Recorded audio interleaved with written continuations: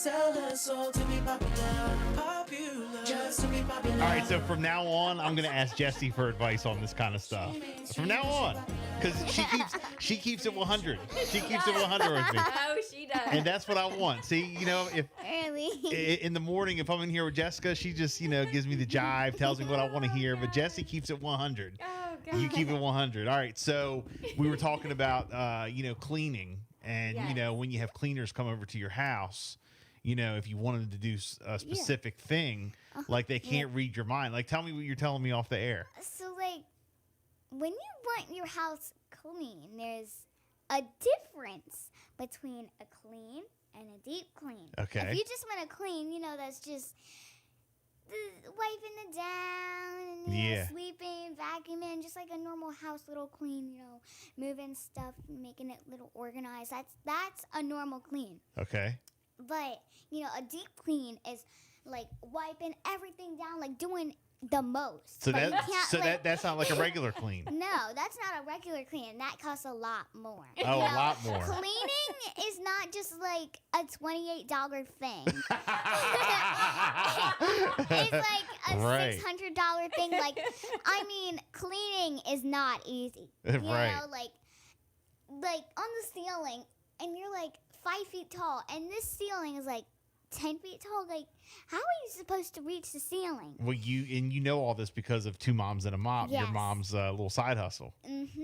Okay. So it's like, then when you want the windows wiped and they don't wipe the windows, in your mind, or when they leave, you're like, wipe the windows. Yes. But the cleaners cannot read your mind. They can't like, they want the windows cleaned. Yes. So you have to tell them, you gotta be like, hey, can you please do the windows this time?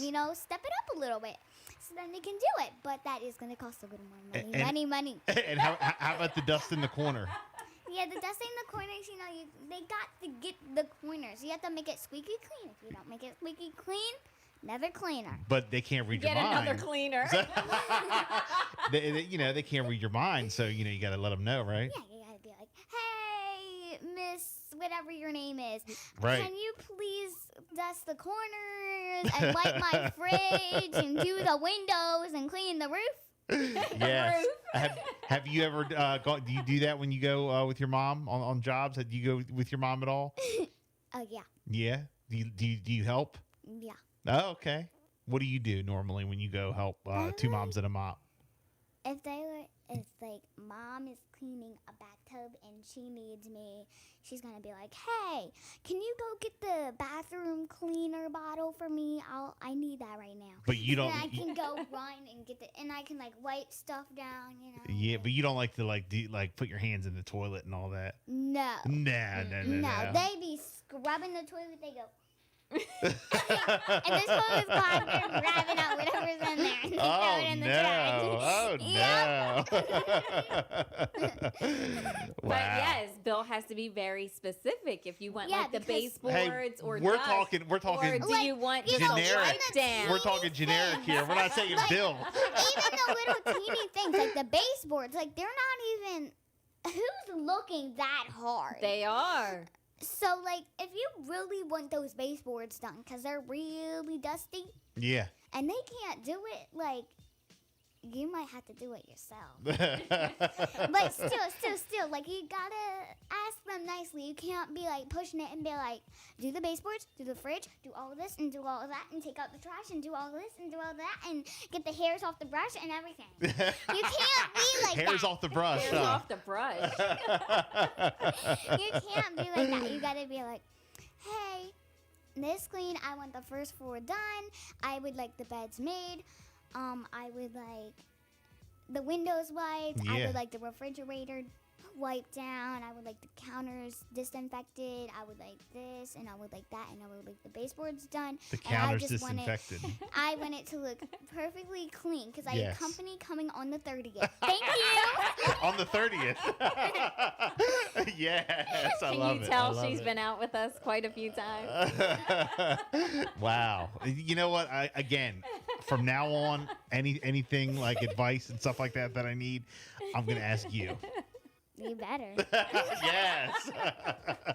It is the Bill and Jessica show. It's 8:55. He's got a brand new book out. It's called The Happy, Healthy Marriage Reset. And we go live to the hotline right now. Chris Parsons. Yes. Hey, good morning. It's Bill and Jessica. How are you? Hi, doing great. Hey, thank you so much for checking in. We appreciate it. You're the relationship guy, right?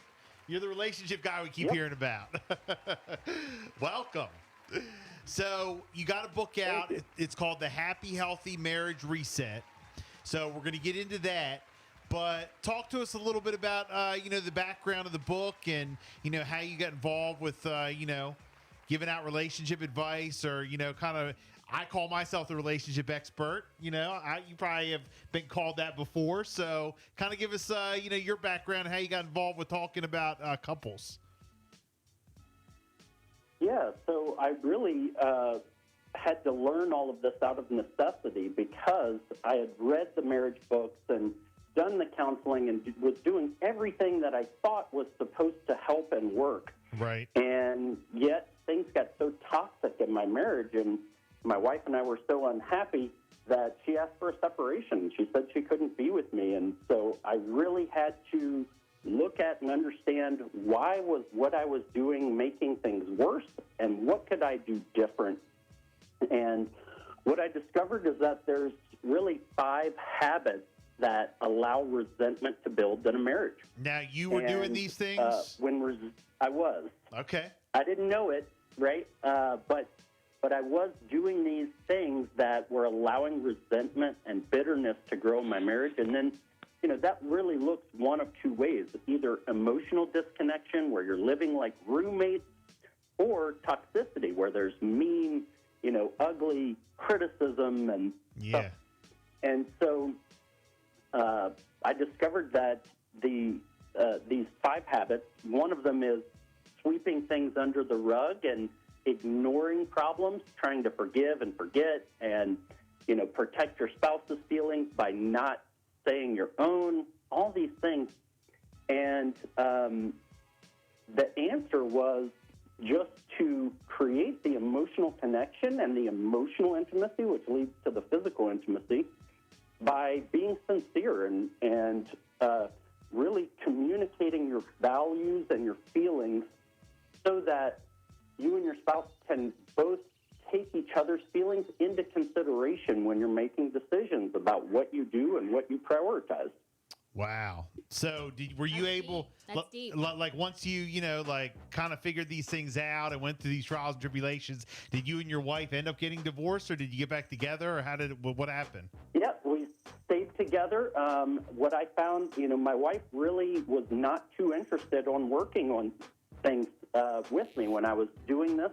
And so I found that people actually have the power to transform their marriage, whether their spouse wants to be a part of it or not.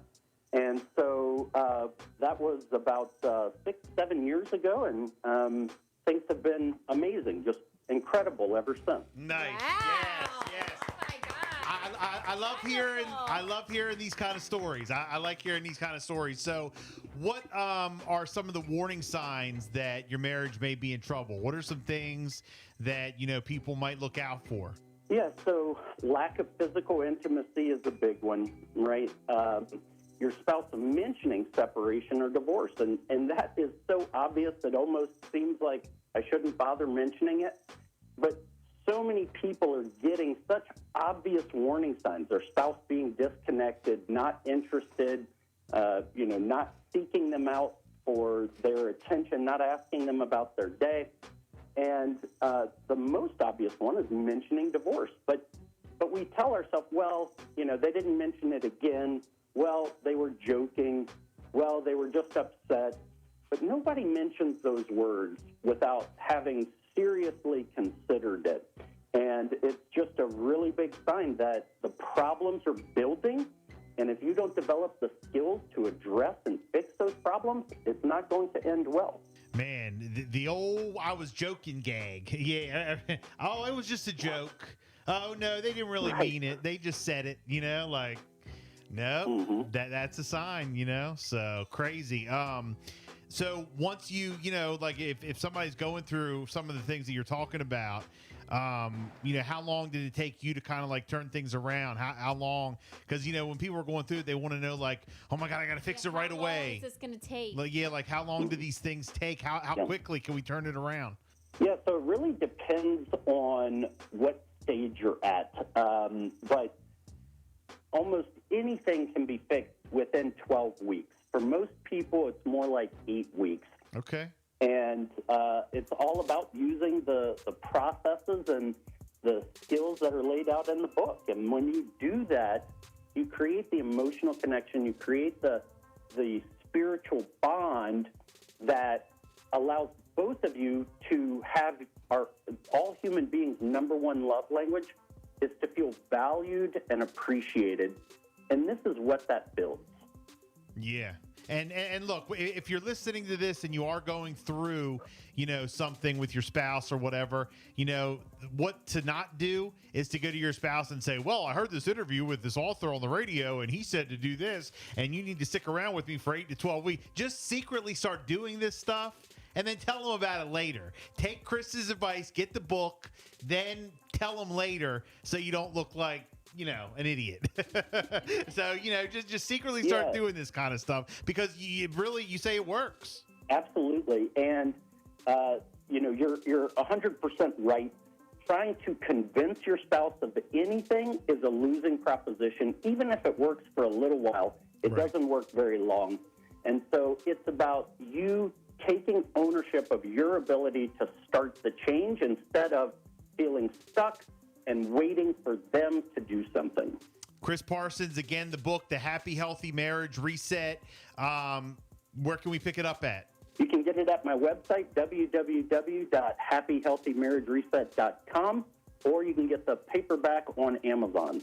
Very good. Hey, Chris, thank you so much for checking in, my friend. We appreciate it. Congratulations on your great marriage. Yep. And thanks for all the advice, man. We'll definitely be picking the book up. All right. Appreciate it. Have a good one. Thank you. Power 1017. Download the Power 1017 phone app.